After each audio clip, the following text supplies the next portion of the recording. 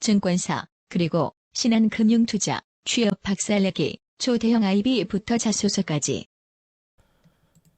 안녕하세요, 옴스입니다. 오늘은 신한금융투자 자소서 작성법 강의를 준비했습니다.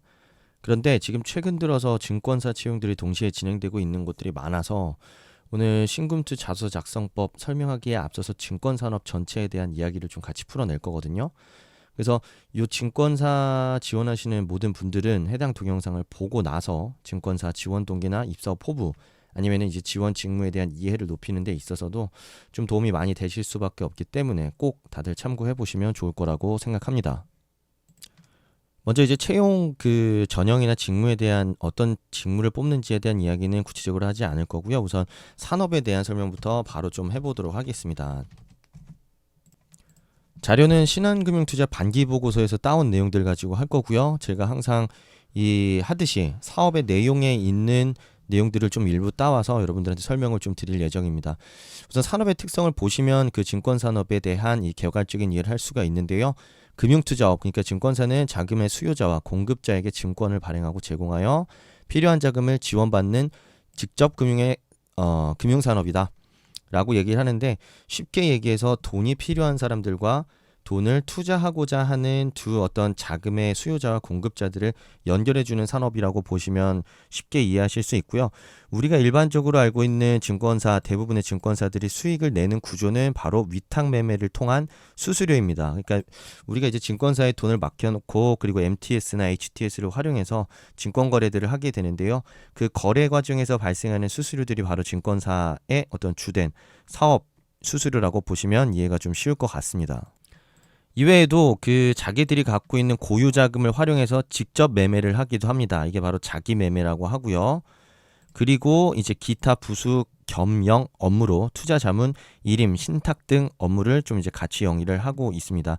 그래서 이 은행 산업 얘기를 할 때도 좀 강조했던 부분이긴 한데, 앞으로 이런 개인 고객들, 개인 금융을 중심으로 한 웰스 매니지먼트죠. 그래서 소위 말하는 WM 사업 들도 이제 굉장히 그 중요도가 높아지고 있습니다. 뭐 뒤에서 얘가 나오긴 하겠지만 증권 산업 내에서도 경쟁 상황이 계속해서 치열하게 전개되고 있기 때문에 이 새로운 지금까지 어떤 위탁 매매 방식을 통한 어떤 이 사업 수익 창출 이외에 새로운 분야에서의 수익 창출이 바로 이 증권사들의 굉장히 핵심 과제로 부각이 되고 있는 상황에서 개인들한테 이런 투자 자문 혹은 어떤 이 웰스 매니지먼트라는 어떤 새로운 PB 개념의 어떤 제안과 운영 업무를 통해서 수익을 창출하는 것 또한 증권사에서 앞으로 이제 향후 수익원으로 좀 이제 호시탐탐 노리고 있는 부분이라고 보시면 좀 이해가 쉬울 것 같습니다. 그래서 제가 이렇게 정리를 해놨고요. 자금 중개 및 위탁 매매를 한다. 자, 그리고 이제 지금까지는 수수료, 위탁 매매를 통해서 많이 먹고 살아오긴 했는데, 이제 그 경쟁사들이 너무 많아지면서 성장 한계에 부딪혔고 이제 새로운 먹거리들을 찾고 있다라고 해서 제가 앞에 말씀드렸던 그런 새로운 먹거리에 대한 부분들 여러분들이 좀 감을 잡아보시면 좋겠고요. 여기 산업의 성장성 부문에 보시면 그 지금까지 코스피 유가증권 시장의 지수가 어떻게 변화해 왔는지에 대한 이야기를 좀 해주고 있습니다. 그래서 18년부터 19년까지 뭐 4.4%포인트가 증가했다라고 이야기를 하고 있고요. 그리고 일평균 거래 대금이 이 작년 18년까지만 해도 11.4조 원이었는데 지금 현재 6월 기준으로 감소했다라는 내용이 이제 보이고 있습니다. 이거 굉장히 중요한 부분인데요. 아까 말씀드렸던 대로 증권사에서 위탁 매매를 통해 이제 수수료를 많이 받고 이제 사업을 영위하고 있었는데, 거래 금액 자체가 줄어든다라는 말은 이 거래로 인해 발생하는 수수료 금액이 줄어든다는 것과 마찬가지라고 보시면 됩니다. 그렇기 때문에 이 작년 대비 금년도에 주식시장은 크게 성장하지 않고 있고, 그리고 오히려 하루 일평균 거래 대금 자체는 이 작년도에 비해서 이 급감하는 모습을 보이고 있다라는 것 자체가 증권사가 이제 지금까지 해오던 전통적인 어떤 위탁 매매를 통한 수수료 사업이 제대로 되지 않을 가능성이 높다라고 볼 수 있는 부분입니다. 그래서 보다시피 국내 이 증권 시장의 성장 자체가 그 증권사들의 수익 확보적인 측면에서 상당한 연관성을 갖기 때문에 앞으로 우리나라의 주식시장, 증권시장이 어떻게 변화할 건지에 대한 어떤 전망과 그리고 흐름에 대한 감을 잡고 있는 게 여러분들이 좀 더 증권사에서 일하는 데 필요한 어떤 이 역량 중에 하나라고도 얘기를 좀 해볼 수가 있겠습니다. 그래서 이렇게 제가 증권시장 성장이 위탁매매 수수료와 관련이 있다고 좀 써봤고요. 지금 현재 우리나라 증권시장이 어떻게 좀 흘러가고 있는지에 대해서 좀 간략하게 좀 보려고 합니다. 그래서 저는 네이버 증권을 좀 많이 활용을 하고 있는데요. 네이버 증권에 들어가서 국내 증시 그리고 코스피 부분에 들어가서 보시면 지금까지 이 월봉을 통해서 이 연도별로 얼마나 우리 주식시장이 지금 성장하고 있는지를 좀 이제 전체적인 흐름을 좀 볼 수가 있습니다. 그래서 보시면 아시겠지만 2017년도, 18년도에 이 2,500, 600까지 피크를 찍고 그 이후로 2000 초중반 수준에서 지금 계속 횡보를 하고 있는데요. 그 주봉으로 보더라도 사실 전체적인 추세가 하락 추세로 이어지고 있는 모양새이기도 하고, 그리고 제가 은행 산업에 대한 혹은 금융경제 시사 관련해서 제가 강의를 찍었을 때도 재차 말씀드렸던 부분인데, 대내외 변수 불안으로 인해서 국내 경기 침체가 계속해서 가시화되고 있고, 어떤 글로벌리 그 각 국가의 어떤 자국 산업을 집중적으로 육성하고 지키려는 어떤 보호 무역 기조 자체가 국내 산업의 어떤 이 수출 가능성을 계속해서 위축시키고 있을 뿐만 아니라 이 전 세계적으로 퍼지고 있는 적극적인 금리 인하 혹은 환율 정책 등이 상대적으로 원화의 가치를 조금 더 높임으로써 앞으로 더 수출 경쟁력을 악화시키는 데 영향을 줄 수도 있다고 제가 말씀을 드린 바 있었죠. 이런 측면에서 봤을 때 앞으로 대한민국이 직면하고 있는 경제 상황은 쉬운 것 하나가 없습니다. 앞으로 계속해서 저성장 기조가 이어질 걸로 보이고, 대내 변수 또한 우호적이지 않은 상황에서 앞으로도 증권시장 자체가 굉장히 좋지 않을 가능성이 높다라고 봤을 때, 더 이상 그런 위탁매매를 통한 수수료 수익에 더더욱 집중하지 않고 그 이외의 어떤 새로운 사업 영역에 대한 확장이 더 필요성이 증가할 수밖에 없다는 부분을 이 부분을 통해서도 충분히 알 수 있을 것 같습니다. 이런 어떤 이 일별 거래 금액의 어떤 증가, 그리고 해외 또는 이 외국인 또는 기관 투자자들의 이런 적극적인 투자를 유도할 수 있는 어떤 정책적인 환경이나 어떤 금융 시스템 마련은 뭐 한국 거래소에서 고민을 해야 되는 부분이 아닐까 싶습니다. 자, 아래로 내려오시면 이 최근 대형 증권사들은 이 자기 자본을 활용한 투자 비즈니스 범위가 확대되고 있다라는 이야기가 보이고 있습니다. 그래서 이제 증권사들의 역할이 기존까지 어떤 위탁 매매 위주의 사업을 펼쳤던 자금 중개자에서 자금 공급자로 지금 진화를 하고자 하고 있다라는 내용이 지금 보입니다. 자, 자금 공급자라는 거는 이 적극적으로 증권사 입장에서 새로운 어떤 투자자들을 찾고, 그리고 투자처를 찾아서 적극적인 형태의 어떤 자금 중개 업무를 수행하려는 이 모습이라고 보시면 조금 더 이해가 쉬울 것 같습니다. 그냥 자리에 앉아서 이 투자자들이 찾아와서 돈 맡기고 그 투자 상품 선택하고 하던 그런 기존의 수동적인 방식에서 벗어나서 자기들이 직접적으로 새로운 투자의 기회를 찾고 투자자들을 적극적으로 끌어들여서 이런 새로운 형태의 금융 서비스를 계속해서 금융 상품들을 만들어내는 그런 적극적인 형태로 사업을 변화시켜 나가고 있다라고 보시면 되고요. 그래서 우리나라 국내 자본시장 선진화가 진행되면서 글로벌 IB와 같은 유사한 수익 구조로 변화하려고 한다. 자, 예를 들면 이제 대표적인 이제 골드만삭스와 같은 글로벌 IB 같은 경우에는 이 자금 중개나 이런 위탁 매매 가지고 수수료를 벌지 않는다라는 거죠. 적극적으로 기업들의 IPO를 유치하고 M&A를 적극적으로 유도하면서 인수금융이나 다양한 어떤 새로운 구조화 금융 등 이런 새로운 상품들을 계속해서 이제 만들어내고 그것들을 투자자들과 자금 공급자들의 입장에서 계속해서 이 신규 상품들을 만들어 나가는 이런 글로벌 IB의 사업 모델을 우리 국내 자본시장에서도 따라갈 수 있어야만 국내 이 증권시장 혹은 자본시장의 성장 혹은 발전이 이루어질 수 있다라는 측면에서도 이제 국가에서 이런 글로벌 IB 사업을 적극적으로 밀고 있는 중입니다. 다만 이렇게 확대되고 있는 IB 부분에서의 이런 이 적극적인 투자 형태들이 리스크를 키우고 있다라는 측면에서는 저희가 다소 이런 부분도 같이 눈여겨볼 만한 부분입니다. 그래서 IB 업무를 지원하는 지원자들도 마찬가지로 신경을 써야겠지만 리스크 매니지먼트 혹은 다양한 금융상품을 만들고 이제 개발하는 그런 어떤 이 직무적인 입장에서도 앞으로 커질 수 있는 이런 금융 환경에서의 이런 이 경영 악화 내지는 금융시장의 이 신용 경색 등의 리스크 요인들을 좀 적극적으로 파악을 해야만 리스크는 낮추면서 수익을 높일 수 있는 새로운 상품과 새로운 영업을 할 수 있다라는 얘기로 여러분들이 풀어낼 수 있지 않을까 싶습니다. 그래서 여기 뒤에 보면은 신뢰성 높은 자산 건전성 지표가 필요하다라는 얘기를 하고 있고요. 이게 없게 되면은 이런 앞으로 우리가 영위하고 있는 새로운 어떤 인베스트먼트 뱅킹이라는 어떤 새로운 투자와 어떤 새로운 상품에 대한 개발들이 더 이 회사의 위험성과 리스크를 키울 수 있다라는 의미입니다. 그렇기 때문에 이런 자산 건전성에 대한 확보가 필요하다는 얘기를 하고 있고요. 그리고 이제 증권사들 입장에서는 앞으로도 더 보수적인 리스크 관리 체계와 적극적인 투자 레퍼런스 확보가 필요하다라는 얘기도 하고 있습니다. 뭐 리스크 관리 체계라고 한다면 우리가 투자한 상품들 그리고 이 투자한 상품들에 대해서도 계속적으로 지속적으로 팔로우업을 하면서 이런 잠재적인 위험 요인들에 대해서 모니터링을 할 필요가 있다라는 얘기고요.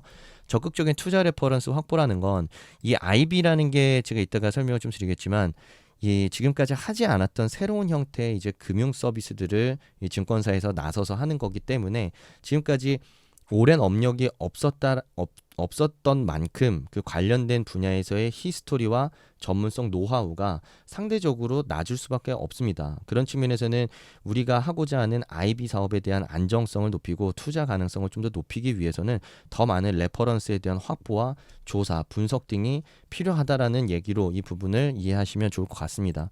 자, 이런 부분들만 제가 이렇게 간단하게 짚어드리고 있는데 이런 내용들이 다 이제 직무적으로 여러분들이 하고자 하는 일, 할 수 있는 일, 해야 되는 일들이라고 여러분들이 생각하시면 충분히 이 모든 내용들이 굉장히 이 자소 작성에 있어서 중요한 포인트라는 것들을 여러분들이 쉽게 아마 이해하실 수 있을 거라고 생각을 합니다. 자, 그리고 아까 위에서 이제 증권사들의 주요 사업 영역 중에 하나가 자기 매매라고 제가 언급을 드렸는데요. 자, 그래서 이 증권사에서 운영하고 있는 ELS, DLS 같은 파생 결합 증권의 운용 손실 또한 이 증권사들의 손익에 큰 영향을 미칠 수 있다라고 나오고 있습니다. 최근에 그 은행권에서 팔았던 ELS, DLS가 거의 1조 원에 가까운 투자 손실을 내면서 이 투자자들에게 엄청난 피해를 떠안겼던 사례도 있긴 있었는데요. 지금 경제 위기와 이런 경기 변동성 확대로 인해서 전혀 깨질 거라고 예상하지 않았던 독일 금리도 깨지고 있고 전 세계적으로 호황을 누렸던 이 시기조차 지금 많이 지나가면서 전 세계적인 불황, 전 세계적인 경기 침체가 거의 지금 눈앞에 다가와 있습니다. 그렇기 때문에 증권사 입장에서도 이런 다양한 파생 상품들을 좀 이제 보수적으로 운영할 수 있는 어떤 전략들을 고민하고 앞에서 얘기했던 이 보수적인 리스크 관리 체계를 계속해서 마련함으로써 지금까지 투자되어 있는 자산들에 대해서도 좀 더 보수적인 접근과 관리, 통제가 필요한 상황이 아닌가라고 좀 생각을 해볼 수 있겠습니다. 그래서 지금 신한금융투자의 채용 공고 이 사이트에 들어가서 직무 소개를 보면 지금 계속 IB 하는 것들이 어떤 내용들인지 좀 쉽게 저희가 볼 수 있습니다. 그래서 가장 그 IB의 쉬운 개념, 뭐 가장 쉬운 건 아니죠. 전통적인 IB 업무 중에 하나라고 한다면 유가 증권 시장의 기업들을 IPO 시키는 업무들이 있습니다. 그러니까 이제 자금이 필요한 기업들을 유가 증권 시장에 상장시킴으로써 투자자들로부터 자금을 공급해주고 그러면 이제 투자자들 입장에서는 새로운 투자처를 찾게 되겠죠. 그리고 이 기업의 입장에서는 투자자들로부터 그 증권을 팔아서 자기들한테 이 새로운 이 자금력을 확보할 수가 있기 때문에 그걸 통해서 어떤 신사업을 더 이 추진하거나 아니면 내부 목적으로 활용할 수 있게 된다라는 측면에서 이런 IPO가 그 금융시장의 확대적인 측면에서 굉장히 중요한 기능이라고 볼 수 있습니다. 그리고 이제 다양한 어떤 M&A를 진행하는 과정에서 인수금융 구조 수립을 하기도 하고요. 투자 자문, 투자 심의를 하기도 합니다. 그 이외에도 다양한 어떤 회사채, 이런 채권 이 중개 업무도 수행을 하고 있고 그리고 이제 뭐 나머지는 여러분들이 읽어보시면 될 것 같고 다양한 어떤 부동산 프로젝트 파이낸싱 업무들 혹은 해외 부동산 개발 투자와 같이 아까 말씀드렸던 이런 전통적인 수수료 중개 업무를 뛰어넘는 다양한 어떤 새로운 투자처를 찾아서 적극적으로 이 수익원을 이 만들어 나가는 그런 다양한 업무들을 하고 있다라는 걸 충분히 요 IB 부분만 보셔도 여러분들이 이해하실 수 있을 거라고 생각을 합니다. 자, 내려가서 국내외 시장 여건 부분을 좀 보도록 하겠습니다. 아까 국내 금융시장의 변화가 이 증권사들의 어떤 수수료 수익과 연동이 된다고 했는데 단순히 당연히 이제 국내 시장뿐만 아니라 글로벌 경기에도 큰 영향을 받을 수밖에 없습니다. 왜냐면 아까 말씀드렸던 대로 지금 이제 증권사들이 이제 국내 시장에서 성장의 한계를 느끼고 계속해서 해외로 진출을 하고 있습니다. 그래서 대표적으로 국내 증권사나 은행들이 뭐 적극적으로 진출하고 있는 이 국가라고 한다면 뭐 인도나 아니면 베트남과 같은 동남아 지역에도 적극적으로 좀 진출을 하고 있는데요. 이렇게 해외 투자 비중이 계속해서 확대되고 해외 부동산과 같은 어떤 우리가 지금까지 익숙하지 않았던 어떤 새로운 지역에서의 투자를 계속해서 늘려나간다라는 것 자체가 어떻게 보면은 이 글로벌 경기 변동에 대한 이 변동성을 높인다라는 측면으로 볼 수 있겠죠. 그렇기 때문에 이런 투자 자산이 다양해지고 해외 투자 비중이 높아지면 질수록 더더욱 해외 시장 변화, 글로벌 경기의 변화에 대해서도 이런 민감하게 여러분들이 그 정보를 파악하고 따라다닐 필요가 있다라고 이해를 하시면 더 좋을 것 같습니다. 당연히 어떤 해외 시장 그런 글로벌 금융 환경에 대한 이해도가 높다라는 건 당연히 지원 직무에 있어서 역량이 될 수밖에 없습니다. 그리고 이제 증권사 현황에 대한 이야기를 좀 할 텐데요. 지금 보시면 요 최근 금융투자사 부동산 투자 관련 우발 채무 이슈가 크게 부각되고 있어서 재무 건전성에 관심이 집중되고 있다라는 내용이 보입니다. 제가 관련된 기사 하나 좀 붙여놨는데 지금 이 기사를 보시면 이 증권회사의 채무 보증 규모가 지금 2017년 말 28조에서 18년 말까지 38조 2천억 원으로 굉장히 많이 증가했다라는 데이터를 보여주고 있습니다. 특히 부동산 파이낸싱 관련 보증이 6조 6천억 원, 신용 공여형 보증이 11조 원으로 크게 증가했다라고 지금 보이고 있는데 여러분들이 이 내용이 굉장히 어렵게 다가올 텐데 쉽게 생각해서 부동산 프로젝트 파이낸싱이라는 이 금융 상품에다가 이 증권사들이 신용 공여로 이제 공급한 채무 보증 규모가 계속해서 확대되고 있다라는 뜻입니다. 이 말이 뭐냐면 이 프로젝트 파이낸싱 PF가 만약에 무너질 경우에 그 모든 손실을 증권사에서 떠안겠다라고 자기들이 약속한 그 채무 보증 규모로 이 채무 보증이 바로 여기서 말하는 그 채무 보증 규모가 계속해서 증가하고 있다라는 얘기고요.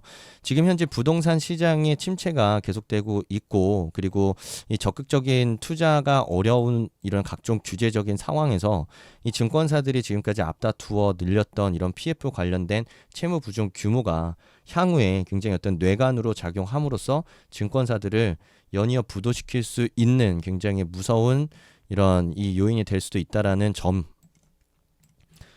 이해하시면 좋을 것 같습니다. 당연히 이런 어떤 재무 건전성에 대한 관리가 필요하다라는 얘기도 여러분들이 당연히 필요할 거고요.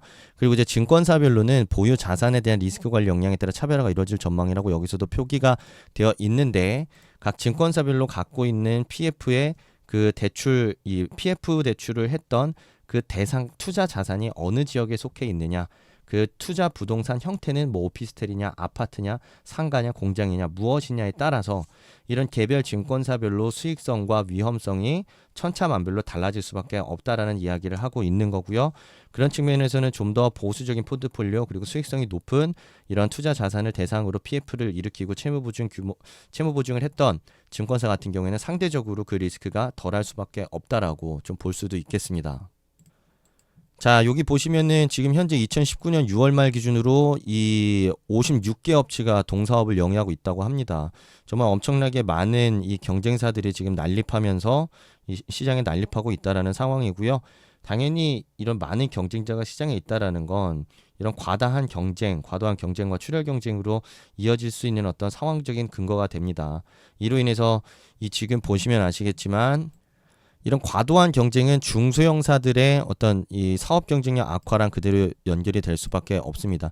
대형사 같은 경우에는 기초 체력도 단단하고 자금력도 풍부하기 때문에 이런 경쟁을 이겨내는 데 있어서 좀 더 상대적으로 수월할 수밖에 없지만 중소형사 같은 경우에는 이런 어떤 규모의 경제로 경쟁을 하는 이런 대형사들과 경쟁에서 살아남기가 쉽지 않다라는 거죠. 그래서 지금 중소형사들은 인수합병을 앞두고 있고 구조조정이 마무리 된다면 업체 숫자는 감소할 것으로 보인다라는 이야기가 같이 보이고 있습니다.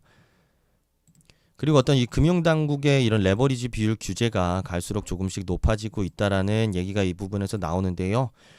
대형사 같은 경우에는 이제 좀 더 이 대응하는 데 있어서 수월한데 중소형사들을 너무 옥죄는 게 아니냐라고 얘기를 좀 할 수도 있긴 할 것 같은데 근데 이거는 시장 위험이 그만큼 커지고 있다라는 부분을 통제하기 위한 정부의 그런 대처로 보는 게 적합하다라고 보이고요. 결국에는 중소형 투자자사들 이 중소형 이 투자 증권 회사들도 결국에는 고객들의 돈을 받아서 중개해주고 어떤 사업을 영위하고 있는 건데 그런 측면에서는 이들의 어떤 사업을 당연히 보존해주는 것 떠나서 금융 소비자들 그리고 개인 투자자들의 자산과 그들의 어떤 이 경제적 자산들이죠. 그걸 보장해주는 게 더 큰 역할이라고 보는 게 맞다고 보시면 될 것 같습니다. 그리고 이제 초대형 IB에 대한 이야기가 나오는데요. 초대형 IB는 여러분들이 한 번 더 찾아보시면 좋겠고 뭐냐면 이 아까 말씀드렸듯이 국내 자본시장의 발전을 위해서 이 금융당국에서는 초대형 IB들을 좀 더 적극적으로 육성하려고 하고 있습니다. 그래서 제가 사전 검색을 좀 한번 했는데요. 초대형 투자은행이란 자기 자본이 4조 원 이상인 증권사들을 이제 초대형 IB라고 할 수가 있고요. 초대형 IB로 지정이 될 경우에 자기 자본의 200% 한도에서 어음을 발행할 수가 있다. 그리고 어음 발행을 통해 조달한 돈을 갖고 이 새로운 신규 투자를 할 수 있다라는 측면에서 이 초대형 IB로 한번 지정이 된다면 자기가 가지고 있는 자본금의 2배까지 레버리지를 일으켜서 신규 투자를 할 수 있게 된다라는 의미로 이해하시면 훨씬 쉬울 것 같습니다. 그래서 이렇게 조달된 돈을 통해서 뭐 기업 대출이나 부동산 금융 그리고 비상장사 지분 매입 등까지 좀 더 이 다양한 부분의 신규 투자가 가능하다라는 측면에서 이 초대형 IB로 분류가 될 수 있느냐 없느냐, 인가를 받을 수 있느냐 없느냐가 증권사들 간의 어떤 이 격차를 벌일 수 있는 이 지점이 될 수도 있다고 보시면 될 것 같습니다. 지금 현재 한투증권 그리고 NH, KB가 인가를 획득했고요. 미래에셋대우는 2017년도 이 인가 신청 당시에 이미 요건을 충분히 충족을 시킨 바 있었으나 일감 몰아주기 이슈로 인해서 검토가 중지되었다가 최근에 재개가 되고 있다고 합니다.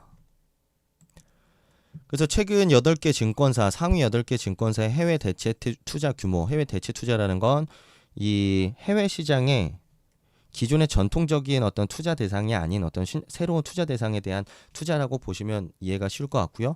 17년 말에는 3조 7천억이었는데 지난해 말 8조 원, 그리고 올해 6월 말까지 13조 9천억 원으로 굉장히 많은 투자 자산, 이 해외 대체 투자에 대한 투자 자산이 급증하고 있다라는 모습을 보여주고 있습니다. 자, 불과 1년 반 만에 280% 가까이 증가할 수 있었던 주요한 원인 중에 하나가 바로 이런 초대형 IB, 그런 이 발행어음, 초대형 IB의 발행어음 사업이 신규로 가능해졌다라는 측면에서 어떤 이런 다양한 어떤 투자 자산에 대한 이 확대가 계속해서 일어나고 있다라는 걸 여러분들이 감을 잡아 보시면 좋을 것 같습니다. 자, 이렇게 초대형 IB라는 게 신규 투자에 대한 어떤 여력을 확보할 수 있다라는 측면에서는 자본시장의 성장과 어떤 우리나라 증권사들의 역량 강화적인 측면에서 굉장히 도움은 될 수 있는 게 맞습니다. 하지만 아까 위에서 얘기했던 대로 이렇게 새롭게 일으킨 어떤 레버리지를 통해서 투자를 해야 되는데 그 투자된 자산에 대한 노하우가 다소 부족하다거나, 자, 그리고 그 투자 자산의 건전성 지표가 굉장히 열이하다라고 했을 때 그런 어떤 증권사들의 리스크를 높일 수 있다라는 측면에서는 우리가 반드시 경계를 좀 해야 될 필요가 있다라는 것도 좀 감을 잡아보시면 좋을 것 같습니다. 그래서 제가 관련된 기사를 좀 몇 개 더 찾아봤는데요. 우선은 이 부분 보시면 하락장서 빛난 IB 3분기 실적도 맑음이라고 되어 있습니다. 그러니까 이 증권시장 자체는 이제 뭐 눈에 띄게 성장을 하고 있지는 않은데 IB 부문과 어떤 이 전통적인 사업 영역이 아닌 곳에서 수익이 계속해서 높아짐으로 인해서 증권사들의 이 영업이익이 계속해서 증가하고 있다라는 내용의 기사고요. 읽어보시면 좋을 것 같고, 그리고 두 번째로 이 내용은 이제 증권사 해외 대체 투자 14조짜리, 자, 어디에 투자되었는지에 대한 이 디테일한 기사들을 여기서 볼 수가 있습니다. 뭐 간략하게 요거는 여러분들이 보시면 될 텐데 제가 그냥 좀 짚어드리고 싶은 내용은 아까 이 대체 투자에 대한 이 투자 자산이 급증했다라는 내용 하나, 그리고 이 투자 자산에 대한 이 디테일을 좀 뜯어다 봤을 때 이 위험도가 낮은 선순위, 중순위보다는 후순위와 지분 투자와 같이 리스크가 높은 부분에 상당 부분 투자가 이루어졌다라는 점에서 우리가 좀 그런 위험성을 좀 조기에 좀 볼 필요가 있다라고 판단이 되고요. 그리고 실제로 이제 해외에서 이제 국내에다 판매하기 위한 목적으로 사왔던 자산액 중 일부분들이 미매각 상태로 팔리지 않고 증권사가 그대로 떠안는 경우도 지금 발생하고 있다라는 내용이 보이고 있습니다. 이런 부분에 대해서 여러분들이 좀 더 감을 좀 잡은 다음에 자소를 쓰시면 훨씬 더 좋을 거라고 판단이 됩니다. 자, 그래서 증권산업에 대한 이야기는 이 정도로 마무리를 하겠고요. 그리고 이제 자소서 작성법에 대한 이야기를 좀 풀어보도록 하겠습니다. 자, 자소서 항목 하나씩 좀 살펴보도록 하겠습니다. 첫 번째 항목이 성장 과정에 가장 큰 영향을 끼친 게 뭐냐, 그리고 어떤 영향을 끼쳤냐라고 이야기를 하고 있고요. 사실은 뭐 삼성그룹부터 지금 성장 과정 항목 작성법에 대한 이야기 많이 다룬 바 있습니다. 어떻게 보면 이제 이 어떤 계기를 통해서 어떤 생각을 갖게 되었냐라는 이야기를 묻고 있는 거고요. 여기서의 생각이라는 건 단순한 생각이 아니고 여러분들만의 어떤 삶의 철학이나 태도나 가치관 같은 것을 좀 이제 정립하게 되었느냐 라고 묻는다라고 생각하시면 좀 더 여러분들이 접근이 쉬우실 것 같습니다. 그러니까 예를 들면 내가 이 과거에 뭐 A라는 프로젝트를 하면서 단체 생활을 하는 과정에서 나 하나의 잘못된 행동으로 인해 전체한테 안 좋은 피해를 줄 수 있다라는 것을 느꼈다. 그렇기 때문에 나의 행동, 내가 맡은 일에 대해서 굉장히 높은 책임감을 갖고 수행하는 게 이런 전체의 일을 그르치지 않는 데 있어서 굉장히 중요하다고 느꼈다. 그 이후로는 나는 어떻게 나의 행동에 책임을 지려고 했다. 그리고 나의 행동을 통해 어떻게 내가 팀이나 아니면 조직에 좀 더 좋은 방향으로 영향을 미칠 수 있는지를 고민하게 되었다. 라는 식으로 이야기 자연스럽게 전개하면 되겠죠. 그렇기 때문에 여러분들이 너무 구태의연하게 여기서부터 뭐 역량을 보여주려고 할 필요가 없습니다. 여러분들의 살아온 과정에 있어서 좋은 영향을 줬던 여러분들의 계기와 상황을 설명하시면 되고요. 그걸 통해 여러분들이 어떤 영향을 받았는지 그 받은 영향에 대한 부분도 좀 구체적으로 드러내주시면 그걸로 충분합니다. 그렇기 때문에 여러분들이 생각할 때는 나한테 좋은 영향 혹은 생각의 전환을 주었던 경험 생각해 볼 수 있고요. 그걸 통해 어떤 생각을 갖게 되었는지, 자, 그런 생각을 토대로 어떻게 살았는지에 대한 이야기의 흐름 쓰시면 충분히 쉽게 자소서 쓸 수 있습니다. 그래서 삼성그룹 자소서에서 여러분들이 어떤 특정 인물이나 경험을 통해서 여러분들의 삶의 전환의 계기를 마련했었던 경험이 있다라고 이야기를 쓰신 분들 같은 경우에는 여기 그대로 갖다가 쓰셔도 무방합니다. 자, 이 부분은 이제 신한금융투자 회사 지원 동기, 자, 직무 지원 동기, 입사 후 포부 이렇게 나눠 볼 수가 있는데요. 우선 여러분들이 증권산업을 택하게 된 이유를 좀 적어 보시는 것도 나름대로 의미가 있습니다. 증권사를 선택한 이유. 왜냐하면 여러분들이 이제 면접에 가서 항상 직면하게 되는 어떤 도전적인 질문 중에 하나가 뭐냐면 은행이 아닌 증권인 이유가 뭐냐? 아니면 자산운용이 아닌 증권사에 온 이유가 뭐냐? 라는 식의 여러분들의 질문을 받았을 때 이 차이점에 대해서 여러분들이 모르기 때문에 항상 면접에서 질문을 받아도 제대로 답변을 못하게 됩니다. 이게 답변을 못하게 되는 것 자체가 여러분들이 해당 지원한 산업에 대한 이해도가 없다라는 것을 바로 들키게 되는 것과 마찬가지가 되겠죠.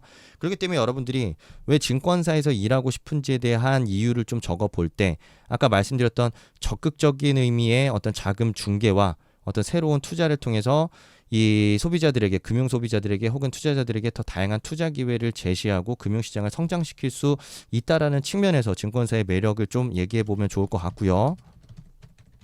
그리고 나서 이제 신한금융투자가 갖고 있는 강점이나 차별점을 언급해 볼 수가 있겠죠. 자, 그래서 뭐 사실 이 부분은 여러분들이 좀 개인적으로 찾아보시는 게 맞다라고 저는 개인적으로 생각을 합니다.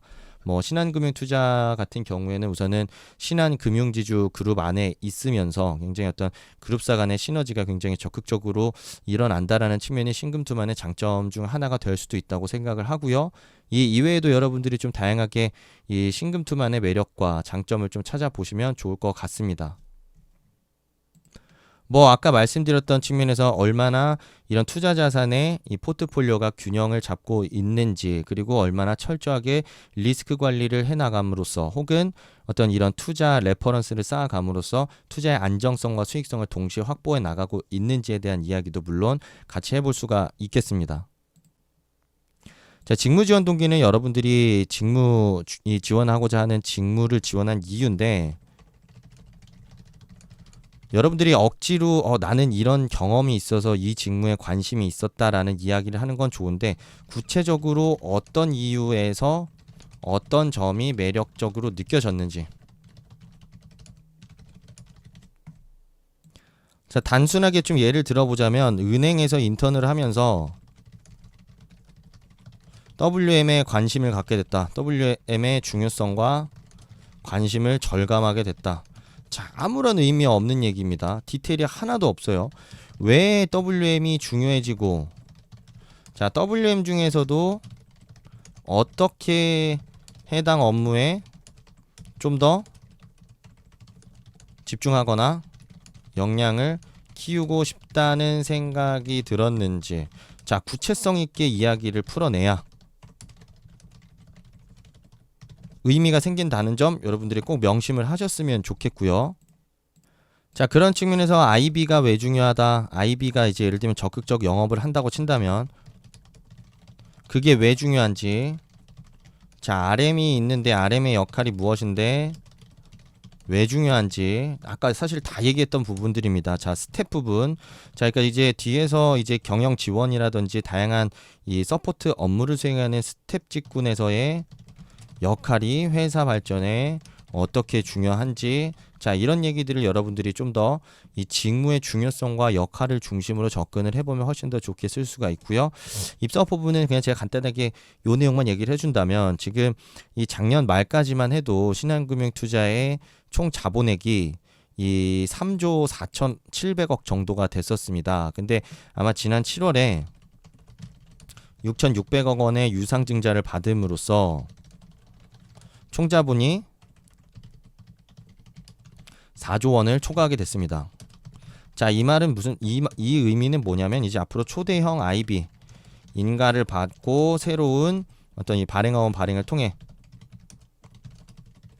신규 투자를 할 수 있는 여력을 확보했다라는 건데,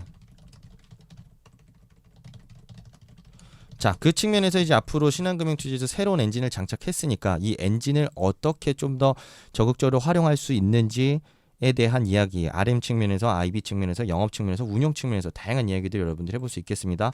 앞에서 이미 이 증권사에 대한 사업을 얘기하면서 상당 부분 얘기를 했었기 때문에 그 부분들과 같이 이렇게 쭉 접목을 시키시면 훨씬 쉽게 접근을 하실 수 있습니다. 자, 그리고 이 부분은 사실 그냥 쉽게 생각해서 직무 역량입니다. 직무 역량 플러스 나의 경험인데 이거 사실 증명하라는 거죠. 뭐 이제 경험으로 하든지 아니면 너의 지식으로 하든지. 자, 그래서 직무 역량 다양하게 제시해 볼 수 있습니다. 역량이라는 거는 직무에 대한 이해를 토대로 내가 주관적으로 필수 역량을 제시하면 됩니다. 자, 그래서 제가 항상 강조하지만 내가 꼭 이 증권사와 관련된 경험이 없다고 해서 쫄 필요가 없습니다.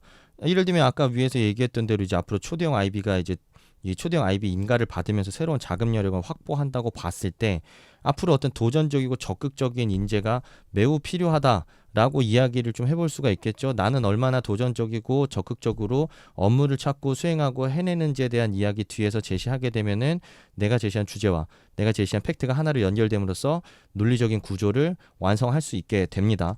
그리고 뭐 리스크 관리 측면에서 보자면은 보다 철저한 어떤 레퍼런스와 어떤 이 리스크 통제 매니지먼트가 필요하다고 할 수가 있는데, 그런 측면에서는 굉장히 체계적이고 꼼꼼한 어떤 기준 설정과 분류를 통해서 업무의 어떤 누수를 방지했던 경험을 바탕으로 나는 이런 역량을 통해서 보다 정교한 어떤 상품 위험성과 수익성 관리를 해낼 수가 있다. 나는 과거에 이런 엑셀에 대한 지식 함양 내지는 이런 것들을 활용한 어떤 체계적인 업무 수행을 통해서 이 부분을 분명히 입증한 바 있다라고 얘기한다면 여러분들이 또 이런 식으로도 역량을 좀 강조를 해볼 수가 있겠습니다.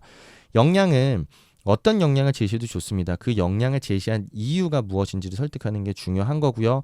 그 역량을 제대로 제시하는 데 있어서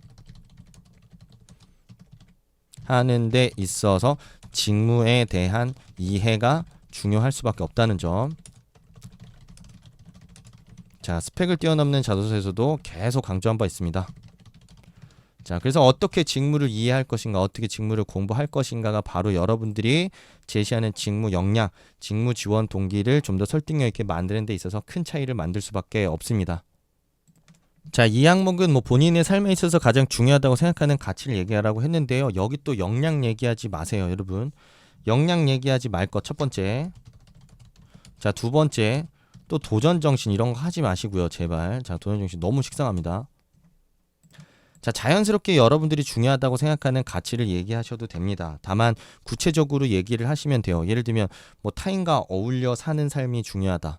자, 좋기는 해요. 근데 벌써 좀 식상하긴 해요. 근데 요거를 이제 차별화를 하려고 한다면 타인과 어떻게 같이 살아가는 게 중요하다고 생각하는지에 대한 디테일을 풀면 됩니다. 그러니까 단순하게 나 타인과 같이 살기 위해서 조모임 열심히 했다, 학회 열심히 했다가 아니고 타인과 어떻게 어울리면서 사는 게 보다 나은 삶을 사는 데 있어서 중요하다고 생각한다. 나는 그런 삶의 태도를 어떤 식으로 실천해 나가고 있다라는 이야기를 해볼 수가 있고요. 그리고 뭐 예를 들면 이런 얘기도 해볼 수 있겠죠. 내가 좋아하는 것들을 적극적으로 밀고 나가고 그냥 그 자체로 즐길 수 있는 가치가 중요하다. 자, 이 얘기를 할 수가 있어요. 그러고 나서 내가 즐긴 이야기들을 막 할 게 아니고 여기서 하나 더 있죠. 왜 그렇게 즐기는 게 본인의 삶에 있어서 의미가 있고 중요한지에 대한 설명을 좀 같이 해줘야 돼요. 그럼 어떤 내가 좋아하는 것들을 즐길 때 나는 어떤 에너지를 얻을 수가 있고 내가 좋아하는 것 안에서 또 새로운 의미를 찾기도 한다. 나는 그랬기 때문에 남들이랑 상관없이 내가 좋아하는 뭐 화초 키우기 뭐 아니면 선인장 모으기 우표 모으기 이런 것들을 그냥 나름대로 꾸준하게 해오고 있다. 나는 그런 것들을 통해서 어떻게 나만의 어떤 영역과 생각들을 만들어 오고 있다. 아니면 그런 에너지를 통해서 나의 어떤 다른 업무에 활용하고 있다. 이런 얘기도 충분히 해볼 수 있다라는 점 여러분들이 좀 자유롭게 생각하시면서 주제를 제시해 보시면 좋겠다라는 점만 좀 설명을 드리고 이 정도로 여기는 넘어가도록 하겠습니다. 자, 그 다음은 학업 이외에 관심 열정 가지고 했던 경험 하나 아니면 자랑하고 싶은 취미나 특기에 대해서 이야기를 하라고 했는데요.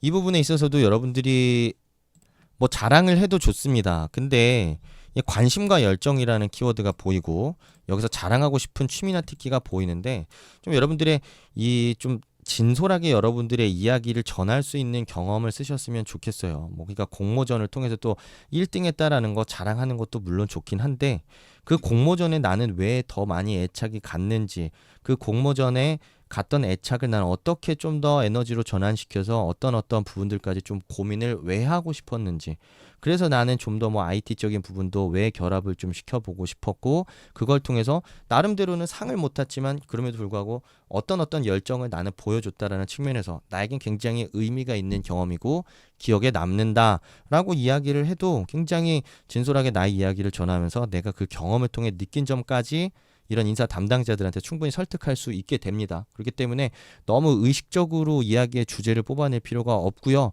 여러분들이 정말 관심을 갖고 있었던 이야기를 통해서 여러분들의 이야기를 그냥 진솔하게 풀어내세요. 그 주제만 구체적으로 잘 드러내 주시면 됩니다. 그래서 뭐 이번에는 뭐 자랑하고 싶은 취미나 특기 있는데 저 같은 경우에 그냥 저 게임하는 얘기 그냥 할 거예요.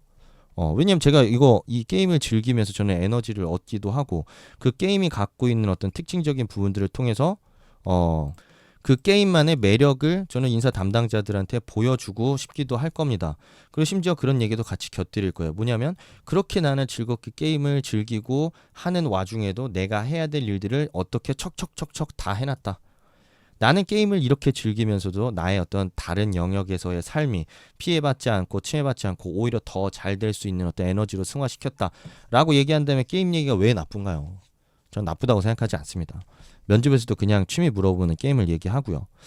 자, 마지막 기타 사항인데 여러분들이 기재하지 못한 내용 기타 사항을 자유롭게 기술하라고 했습니다. 예를 들면 역량이라는 게 600자밖에 작성할 수 있는 기회가 없었기 때문에 여러분들이 미처 어필하지 못했던 경험이나 역량 부분 이 부분에서 좀 더 어필을 해봐도 좋겠고요. 그리고 여러분들만의 어떤 개인적인 캐릭터, 여러분들만의 어떤 이 성향 보여줄 수 있는 어떤 장단점과 관련된 이야기도 좋고 생활신조를 얘기해도 좋습니다. 위에서 얘기하지 못했던 여러분들만의 진솔한 이야기 혹은 여러분들이 만약에 역량을 드러내는데 부족했다라고 판단이 된다면 그런 역량에 대한 이야기 뭐 마음껏 여러분들이 해보시면 좋을 거라고 생각합니다. 자, 오늘 신한금융투자 그리고 증권산업에 대한 설명 여기까지 좀 마치도록 하겠고요. 앞으로도 좋은 동영상 많이 올릴 예정입니다. 물론 여러분들이 좋은 반응과 좋은 댓글 그리고 좋은 호응 보내주시면 그 반응의 정도에 따라서 더 좋은 콘텐츠들 제가 힘내서 많이 만들 수 있지 않을까 싶습니다. 오늘 강의 여기까지 마치도록 하겠습니다. 감사합니다. 더 자세한 내용은 블로그 브런치로 고고고